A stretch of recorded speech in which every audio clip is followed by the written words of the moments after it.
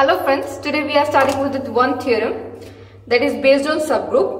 If H and K are finite subgroup of a group G, then order of HK, that means product of two subgroup order, is equals to order of H multiplied with order of K and divided by order of H intersection with K. Guys, H and K दो finite subgroup हैं. Basically main word is finite subgroup हैं. Group जी के हमें इनकी product का order कैसे find out करेंगे? इनकी प्रोडक्ट का ऑर्डर फाइंड आउट करने के लिए ऑर्डर ऑफ एच पता होना चाहिए, ऑर्डर ऑफ के पता होना चाहिए और ऑर्डर ऑफ एच इंटरसेक्शन के पता होना चाहिए. So now we are finding the order H K. H K is product of two subgroup. How do we define it? हम इसको डिफाइन कैसे करते हैं?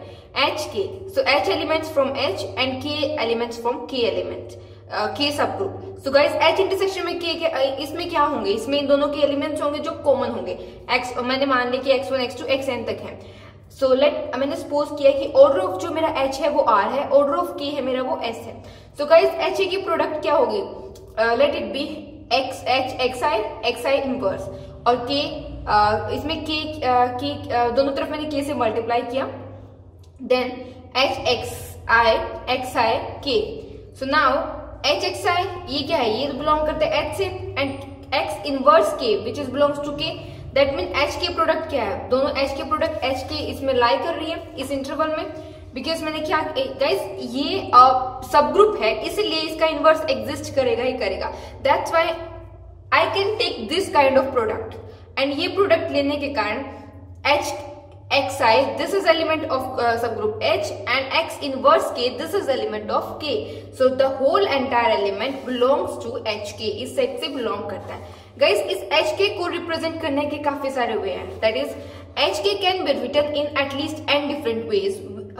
Why n? Because एक finite, क्योंकि H भी finite है, K भी finite है, तो इसलिए इसको हम n एक finite number of ways से रिप्रेजेंट कर सकते हैं. Now we show that there are only n ways that HK can be represented or expressed.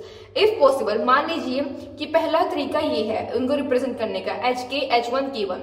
Another one is H inverse H1 K inverse K1 belongs to H intersection K. So guys H inverse को मैंने xi मान लिया and K inverse को मैंने xi मान लिया. So guys दोनों को xi माना है, दैट मीन क्योंकि दोनों इक्वल है, अगर ये xi है तो ये भी xi होगा. दैट मीन xi कोई एलिमेंट है, ith एलिमेंट जो इसके इंटरसेक्शन में बिलोंग करता है. एंड गाइस इसमें इसके सेट में एलिमेंट कौन से थे?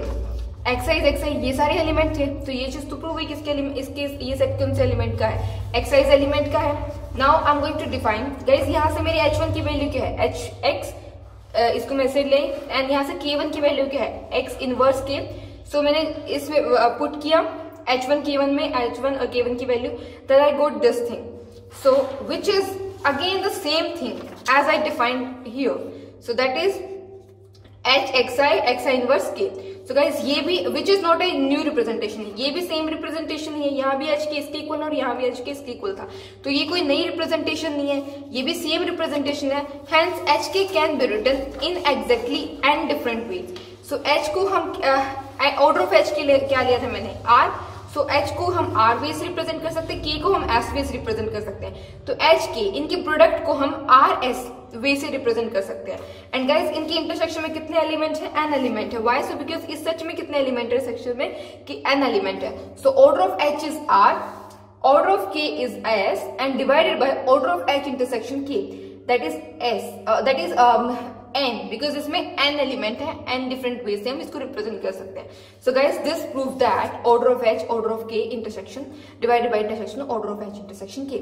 सो गाइस बेसिकली हमने फाइनाइट सब ग्रुप की प्रोडक्ट का ऑर्डर निकालना था.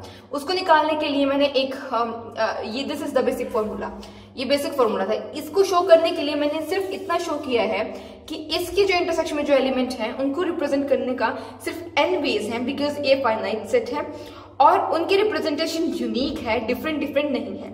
तो this is the theorem. So now corollary that is based on this theorem. If H and K are the two subgroup of a group G, अगर दो सब ग्रुप हैं G के, तो G is equals to HK, इनके product के equal होगा. If अगर H इंटरसेक्शन K क्या है? आइडेंटिटी एलिमेंट है.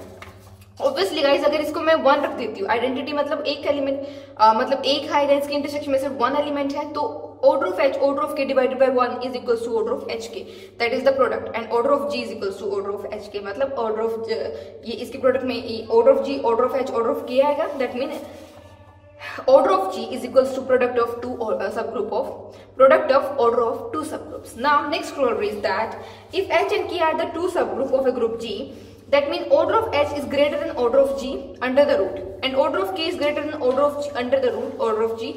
Hence, order of H intersection K is greater than 1. Guys, अगर H and K सबसेट हैं और H K भी अब H and K सबसेट हैं, तो H K उनकी प्रोडक्ट भी सबसेट होगा. As I told in my previous lecture, you can see from my previous videos. So order of G क्या होगा, वो ग्रेटर होगा इनके प्रोडक्ट से. ओके, ऐसा माना है इन्होंने. So next, order of G क्या था? Order of G, हम order of G को बार बार क्या लिख रहे थे? This is the theorem. According to theorem, order of G is order of H, order of K intersection with order of H intersection K. So guys, put the values order of G की जगह हम ये value put कर सकते हैं, and order of H, order of K ऊपर क्या define किया मैंने कि order of H है जो ग्रेटर है order of G से, order of K है वो अंडर द रूट और ग्रेटर है order of G से, and now intersection with this. So guys this is and take कि प्रूव करना था कि ये ग्रेटर देन 1 होगा. So guys order of G root multiply करेंगे तो कंप्लीट order of G बनेगा, and that is intersection with order of K, H intersection K, and which is greater than 1 from here. जब इनको equate करेंगे तो obviously guys ये 1 से बड़ा ही आएगा, क्योंकि दोनों तरफ कैंसिल आउट हो रहे हैं, बिकॉज ये इस चीज के इक्वल है. तो I mean this on equating like this, order of H order of K is greater than order of G. The order of H intersection K is order of H intersection K. So guys, this is order of H intersection K is greater than 1. This expression implies that thing. Now we are reading about the inverse of a subset of a group. Guys, अभी H इसका subgroup था, subgroup से पहले ये इसका subset था. Inverse subset क्या होगा या सबग्रुप क्या, इनवर्स सबसेट क्या होगा? H ऑफ इनवर्स, इसका ऑपोजिट. उसमें एलिमेंट कैसे से होंगे? H में एलिमेंट से H belongs to H. So इसमें H इनवर्स होंगे which is for all H belongs to H. So H is a subset of a group G, then the inverse of H is H inverse is defined by this. If H is a subgroup of G, then H inverse is equal to H. अगर H subgroup है G का, तो H inverse H के equal हमें prove करना है, मतलब subgroup को उसके इनवर्स के सबग्रुप के इक्वल प्रूव करना. So guys I am taking H inverse belongs to H inverse. अगर उसका एक छोटा सा एलिमेंट मैंने लिया, वो इस सबसेट H इनवर्स से बिलोंग करता है, एंड वेयर H मैंने लिया जो कि H से बिलोंग करता है, then H is subgroup of G. अगर H सबग्रुप है G का, गाइस ये सबग्रुप है G का, तो इसमें पक्का इनवर्स एग्जिस्ट करेगा. इनवर्स एग्जिस्ट करेगा तो इनवर्स H से बिलोंग करेगा. यहाँ पे इनवर्स H इनवर्स से बिलोंग कर रहा है, एंड H इनवर्स H से भी बिलोंग कर रहा है, तो ऑब्वियसली मतलब H इनवर्स क्या H के अंदर ही कंटेन है. नाउ कन्वर्सली अगर मैंने H सबग्रुप से लिया है, since H is a subgroup, तो इनवर्स H से बिलोंग कर रहा है. आई am taking the inverse both side. अगर दोनों तरफ इनवर्स लूंगी तो मैं गाइस यहाँ से क्या आएगा कि H मेरा H इनवर्स में है, H मैंने H से लिया था और H को मैंने पहुंचा कर दिया H इनवर्स में. तो दिस थिंग इम्प्लाई दैट कि H is contained in H inverse, and then 1 and 2 implies that H inverse is equals to H. Hence prove the theorem. Okay, now a non-empty subset H of a group G is a subgroup. अगर कोई H subset है non empty, वो subgroup है G का, तो H product of 2 time product is equals to H, कि H की खुद से प्रोडक्ट क्या होगी, वो H के इक्वल होगी. इस थ्योरम का कहना ये है. तो now I am taking the 2 element from the H in H product with H. H1 and H2 belongs to H. That means product of subgroup twice. Okay. Be the 2 element where H1 and H2 belongs to H. H अगर subgroup है G का, तो H1 product with H2 ये भी subgroup होगा, मतलब ये इससे बिलोंग करेंगे क्योंकि एलिमेंट है किसके लिए, सारे H1 सारे H's के लिए. So guys H1 H2 H में भी बिलोंग कर रहे हैं क्योंकि वो प्रोडक्ट ही तो है. अगर ये इसमें इसकी प्रोडक्ट में बिलोंग करते हैं तो खुद H में बिलोंग करेंगे. तो ये चीज क्या हमने कहाँ से उठाए थे H, हमने ये इससे H से उठाए थे, कहाँ पहुंचा दिए, H में पहुंचा दिए, तो मतलब that is contain in H. Now अब इसका रिवर्स लेंगे. अगर मैं H से उठाती हूँ तो guys H is equal to H identity, ये H के इक्वल ही होता है. दैट मीन H ये कहाँ गएगा H में. तो गाइस H से एलिमेंट लिया, H में पहुंचा दिया, that mean H completely contain in H. And this thing imply that कि H is equals to H product with H, hence prove the theorem. So guys converse इसका true नहीं है। Converse क्या होगा कि प्रोडक्ट है वो इक्वल्स टू H है तो वो पक्का ही उसका सब ग्रुप होगा, ऐसा जरूरी नहीं है। For example if G be an additive group of inverse H be the set of all the non-negative integers then H is equals to H, but H is not a subgroup of G।